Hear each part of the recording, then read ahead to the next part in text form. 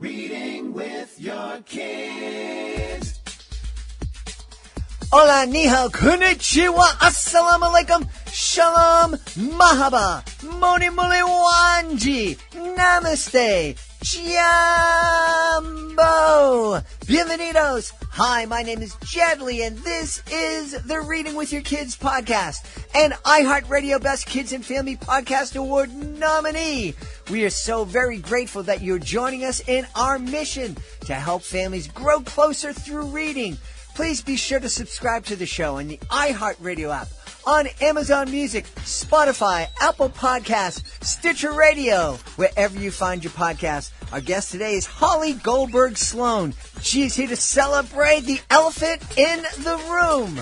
Before we invite Holly into the studio, we want to invite you to a live virtual recording of the Reading with Your Kids podcast, June 4th. It's happening online via Zoom. Dr. Regine Meridian is going to be here to answer your questions about how you can best help your kids deal with the anxiety that they may be feeling as the United States and other parts of the world start to reopen after this very, very long and difficult pandemic. You might be feeling some stress and anxiety too. Dr. Regine can answer your questions. It's all happening online via Zoom, June 4th, 2 p.m. Eastern Time here in the United States. Tickets are free. All you need to do is to visit our website, readingwithyourkids.com. Click on the link there on our homepage to register for tickets. You can also register tickets via the link you will find on our Facebook page, facebook.com/readingwithyourkids. Also on our Twitter page, @JedleyMagic, and on Instagram, @ReadingWithYourKids. Join us right now from Los Angeles and California. Our guest tonight is here to celebrate her 7th novel. It's called The Elephant in the Room. Please welcome to the show, Holly Goldberg Sloan. Holly, how are you? Thank you. I'm great, and I'm really happy to be on this podcast, which is celebrating books. Well, I'm really happy to have you on here, too. I'm really happy to find someone who's willing to talk about the elephant in the room. Well, I tell people that good titles have many meanings and that they have layers like good books. So the title literally means an elephant. This is the story of a girl who is separated. It's a story of separation and friendship. And the young girl, Sila, is a Turkish American born in Eugene, Oregon, where I grew up in part, with parents from Turkey. And I also lived in Turkey in high school. And her parents have come to the United States. They've been here 15 years. And now there's a problem in the paperwork with Sila's mother. And she gets sent back to Turkey, which she's only supposed to be there 8 days. And she ends up there when the book starts 8 months, which is very similar to what we've all been going through with COVID. It starts, we don't think it's going to be that long, and it goes on and on. So I guess I was a fortune teller when I started writing the book because I had no idea that would be the case when I released it. Boy, you're absolutely right. We're celebrating is the wrong word, but we're remembering it's almost a year to the day when the United States went into lockdown, joining many countries around the world. And here we are a year later, and different parts of the country are starting to open up again. Here in Boston, we're kind of sort of open, and some things are open and some things aren't, and kids aren't quite back to school full time yet. And what a tragedy for, this certainly has been a difficult time for all of us. I'm imagining a young girl who is separated from her mom, and it's only supposed to be for 8 days, and it turns out into 8 months. What a real challenge that must be for a young girl. Well, I think one of the interesting things for the last 2 weeks, I've been talking to a lot of kids. So normally I would have a book tour and be getting on planes at night and flying. And instead I am zooming into classrooms, zooming into houses, and however kids are gathering. Increasingly, it's more of a hybrid where some kids are at school, but other classmates are at home. And I try to talk to them about what it's meant this last year I know in the case of the girl in my book, when her mother left, she lives with her father in an apartment, and she finds herself retreating. Her friendships, she's waiting. She's waiting for her mom to come back. She's waiting for life to return to normal. On the back of the book, the one line for the book, the tagline is, feelings travel even when people can't. And that was an idea I started thinking about 5 years ago when I started the book. But at that point, people could travel. Mm-hmm. So now feelings travel even when people can't. It seems to have more meaning. But her life gets smaller, because of that isolation. And the book is about separation and friendship. And it's about how we deal with adversity in that way. Yeah. It seems like The Elephant in the Room would be a fantastic book for family to co-read together and then talk about, because I think it could be a key to opening up a lot of feelings that we may have been suppressing during this past year. I think that's accurate to say. The book is about differences, and in some ways it's about, in some sense, some injustice, but the differences make a good topic to talk about, because Sila is an American, but she's a Turkish American, so she culturally has parents who were not born here. That makes her somewhat different. Then she meets a boy in school, and he's pivotal to the plot of this story.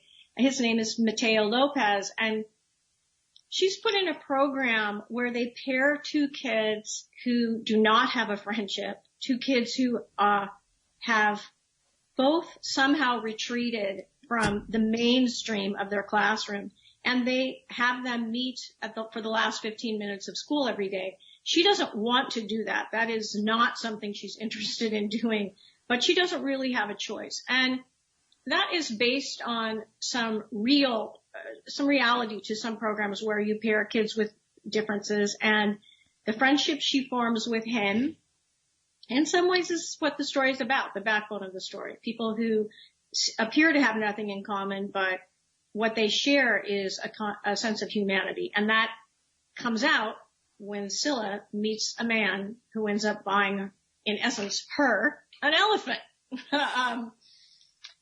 She meets a man named Gio who has won the lottery. He's one of a group of people who worked in a plant that manufactured mobile homes. And they played the lottery, and every Friday they would pick winning numbers, and that went on for years. And now he's in his 70s, close to retirement really. His wife's passed away, and they won. And so now he has a big stash of money, but seemingly nothing to spend it on. So he buys a piece of property, and the piece of property he buys is something that he's actually doing in the memory of his wife. He thinks she would have liked the property, and it happens to have a huge wall around it. So there are a lot of symbols in the book, and the wall certainly is one of them. And then he retreats there, but walls aren't just to keep people out. They also have a way of trapping the person that's behind it. And it's there that Sila meets him when his truck breaks down. Her father's a car mechanic, and they go out of town, 10 miles outside of town, and they meet this man. And I think they have some feeling, some shared feeling of isolation or loneliness, and they become friends. And I don't think I'm spoiling anything, but they meet in a coffee shop a week later to have donuts, and a traveling circus comes through where there's an elephant the elephant's lived her entire life in the back of a truck being hauled from place to place. And it's in that moment when Gio sees this young girl see the elephant that he believes maybe that's why he won the lottery, and he ends up buying the elephant.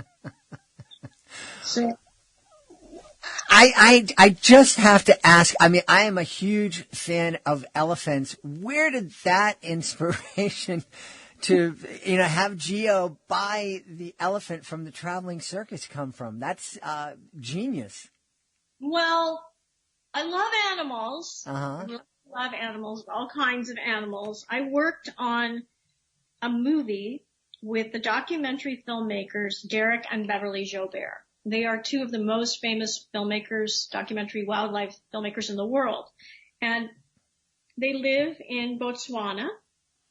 and they are National Geographic artists in residence. And they filmed for several years footage of elephants. And they brought the footage back. The Walt Disney Company, who I've worked with on many occasions, took that footage and had them make that footage into a story. So everything that they filmed and everything that we put in that movie that was made happened. Nothing's staged, which is not usually the way animal stories are told. And if they make this into a movie, not the way this one will be. So I had seen hours and hours of elephant footage, and I have met elephants and spent a little time with elephants. I've been to Africa, and until you're in the presence of an elephant, I think it's hard to understand the majesty of an animal so large and so intelligent. There are only 6 animals that live in family structures the way we do, elephants do, elephants and wolves, dolphins and chimpanzees, where there's a structure that revolves around a family. So, oh my gosh, that's my dog.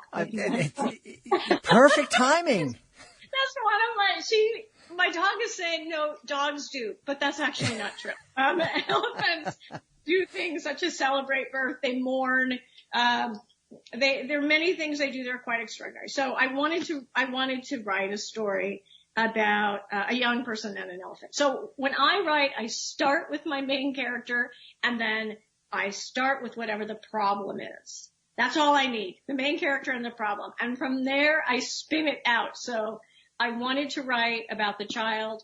I wanted to write about a kid who had parents who were not born in the United States, but the kid was born here. And I wanted to write about separation, and I wanted to set it in Oregon because I spent so much time there. So that's how I started. And then it all just kind of, in the writing and the rewriting, I will say it all sort of comes to me. But other books that I've had, I wrote a book called Counting by Sevens, and that's a book that is probably my most popular book, and many people know about that book. And that book is about a gifted, a little girl who's got quite powerful intellectual gifts. And that started from meeting a little girl who was extraordinary in that way. So I start from some basis of reality. I write contemporary realistic fiction. So I'm not writing about, vampires, and I'm not writing superheroes. Mm-hmm. But many people are. So there is a place to find those stories as well. Yeah. Well, I'm listening to you, and I'm thinking Geo is kind of a superhero in his own way. Well, thank you. I like that you say that. Geo is the older man who buys the elephant, who's won the lottery. Look, we are all superheroes, and after this last year, my list of superheroes, teachers, librarians, grocery store workers, everybody in the healthcare profession, my list of superheroes gets bigger every day. Mm-hmm. My daughter-in-law is she's an ER nurse, ICU nurse. The things that I've seen people go through really our capacity to become bigger, bigger, better people has been tested. And maybe my book, The Elephant in the Room, is about that. You have a choice when you're faced with something as profound as being separated from family. And you have a choice of how you're going to, if you're going to grow from that and be strong, or whether you're going to crumble. And maybe it changes. Maybe one day you're strong and one day you crumble. That's kind of how I believe life is. One day you're laughing and the next day you're crying. And that's, I don't think I thought this way when I was younger, but now as I'm, closing in on 100 years old, I'm thinking that, the fact that we are different, that some days we can rise up and be heroes for somebody else, and then other days we fall apart and we have to depend on somebody else. I think that's something that really connects us. It's the beauty of humanity, I think, in many ways. 100%. What connects us is our shared humanity. The fact that we are strong and weak. We are smart and sometimes miss the point. We can be compassionate. We all have had times probably when we're not compassionate and we've done something that's mean. And the question is how you let those things carry on in your life. Do you question them? Do you think about what your behavior has done in a bigger sense, in a larger sense? And in the case of an animal, do you wonder what's going on inside the head of everyone around you, even an animal? Do you have compassion for the fact that they might be suffering, that they might be lonely, that they might also miss aspects of their life by what people have done to them? Those are things I think about a lot. Mm-hmm.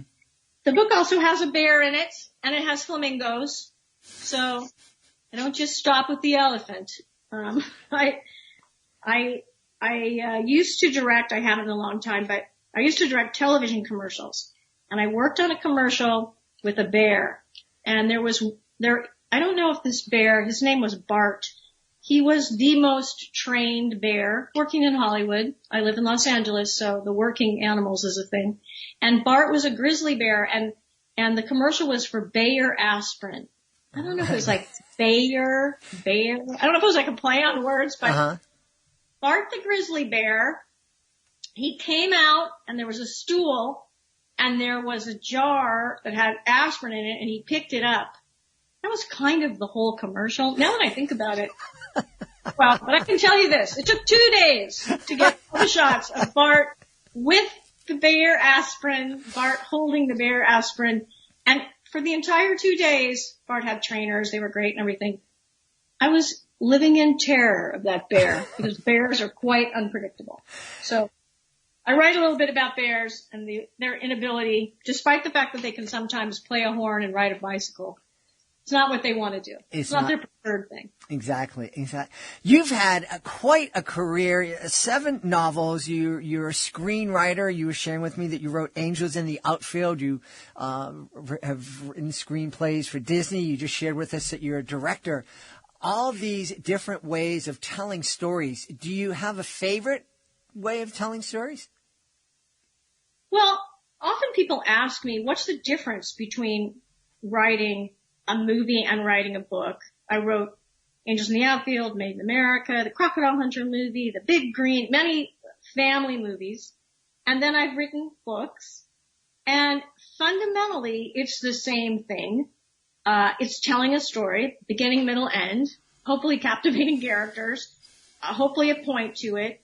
The big difference is the process. So if you write a movie or work for television, there are many people that are going to be involved in that end result. Hundreds of people. And when you do a book, it's a much more singular event. I have an editor and a publisher, and they are crucial and fundamental, and then copy editors and someone who designs the cover. But there aren't hundreds of people that work on the book. Mm-hmm. It's not like that. It starts as a vision. Ironically, of the books I've written in the last 10 years, a book I wrote called Tonight Out from Dogfish, which I wrote with the novelist Meg Wolitzer. It's an epistolary novel. It's told in email. Disney Plus has bought that book, and a novel I wrote called Apple Blossom the Possum is being developed as a stop motion television series. So it can start in one form. It can start in a book and go to a movie. But I've had the opposite happen. When I wrote Angels in the Outfield, they released a book from it. So, but it's the same thing. It's how many people it takes for the end result to make its way to the audience. That certainly is just the number of people that are involved in it is certainly a huge difference. I know so many of the authors that we've had on, they talk about their editor, but it's like themselves, and they're, kind of locked in with them and their keyboard. And I imagine that an author listening to this thinking that, wow, I'm going to have 100 or more people helping me tell this story, it could be something that terrifies them. Also could be something that intrigues them. It could also be this. The vision they had is not the same in the end when they see it. Because every person, and that's the beauty of film, brings something to it. The director, the costumes, every single thing brings something. And unless you do all those jobs yourself, which is not possible, I mean, the actors alone. One of the things recently, I'm working on a book, and a the editor said to me, you don't describe physically the way the people look as much as you probably should. And I thought to myself, well, I'm trained from when you write a film or something for television, you don't spend a lot of time physically describing the character because you want it to be open to every actor who reads it, that they have the possibility of playing that part. So I'm very thin on that. You say the character and you say their age, but you don't say they had long, curly, red hair. You don't do that because, unless it's significant to plot, unless it somehow affects what the story is. I have tried to always write stories and tell movies that have a lot of diversity in them. And I do that from the beginning. So I write in there, a movie like Made in America, Whoopi Goldberg finds out that Ted Danson was the sperm donor and Nia Long is her child and the best friend is Will Smith. Well, it's written that way. Angels in the Outfield, it's written that way. So, everything that maybe because also living so many different places, traveling so much as a young person, I didn't have one view of the world. I have a lot of views of the world. I wanted to ask you that you mentioned earlier that you lived in Turkey when you were young, when you were 12. How has that affected you? Well, I lived in Turkey when I was in high school. Okay. So I was 15, 16 when I lived there. When I was younger than that, when I was in grade school, I lived in Holland.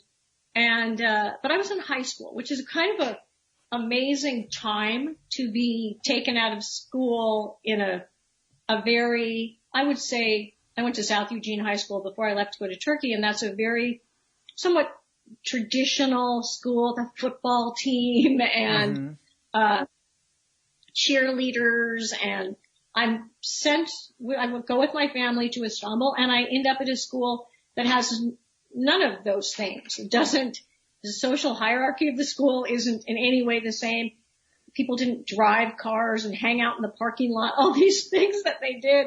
And the truth was the students in Istanbul were more sophisticated. They spoke more than one language. They spoke Turkish and they spoke English, and many of them spoke French. And the school had part of the kids were boarders, so they came from around Turkey to live there. And then there were day students. I was a day student. I think it was split about half and half. But the teachers came from all over. And so the teachers were Turkish, but then there were teachers that came from Italy, and there was a couple American teachers. And one of the greatest teachers I had my whole life was a British woman who had married a Turkish man, Mrs. Is, and she taught English literature. She really changed my life, and that all came from this place, from this experience of leaving my country, going somewhere else, and seeing that there's not a right way or a wrong way. There are many ways to do different things. I think that that's really, really important to help our kids understand that there are so many different ways that people live and approach problems and relationships. And I think if we can help our kids learn that and to be open to different ideas, I think that's one of the best gifts that we can give our kids. Well, absolutely. I mean, today we live in times where it's pointed out so often how different we are. We believe different things. We live very polarized times of politically and in so many ways. And after a while that wears you out. And I believe that it's more constructive to try to find things we agree on than things we disagree on. That makes for community. How do you have a community if everyone has broken down into a kind of mentality that is only group against group? That doesn't do anything. That turns everything into an argument. And maybe we're going forward in a new way. Maybe the virus, so many changes in the last year that maybe we're trying to find ways to connect. And I think my book in some ways is about that. It's about people who are very different connecting over something they care about. In this case, that happens to be a large elephant. Well, we're really happy. We're really happy that you created this and these characters, and you've given us an opportunity to talk about the elephant in the room. I know people are going to want to know where they can go to find out more about your books and about you. So where can people connect with you, please? Well, I have a website. You can just Google my name and it will take you to hollygoldbergsloan.com. I'm on Instagram as author Holly Goldberg Sloan. And there are many, I've done many interviews, and there are many places you can read more about me or my books.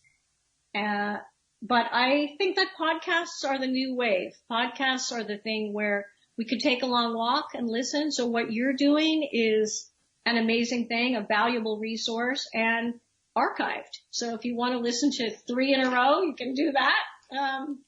And listen to people you've never heard of and books you know nothing about. Yeah. That's a great thing. Well, thank you very much. Yes, we're really, really happy. Right now, in case you're wondering, if you're interested in listening to just binging on the Reading with Your Kids podcast, there are 1,005 episodes that you can go. So that can take you on a really long walk. Yeah, or you could drive across country, and by the time you can start in LA and go to where you are in Boston. By the time you get there, you've got a whole library and a whole festival of authors. Every one of them is different, and every one of them has a story to tell. But so do all of you people who are listening. You all have a story to tell, and your stories are just as significant as anything I said today. Well, that's a great place for us to end this conversation. We've been talking to the author of The Elephant in the Room, Holly Goldberg Sloan. Holly, thanks so much for being with us tonight. Thank you for having me, and thank you for everything you do for books and for readers. Please be sure to join us for the next episode of the Reading with Your Kids podcast. Our guest will be Lakeisha Williams. She'll be here to celebrate Shine On Brown Girl. That's the next episode of the podcast.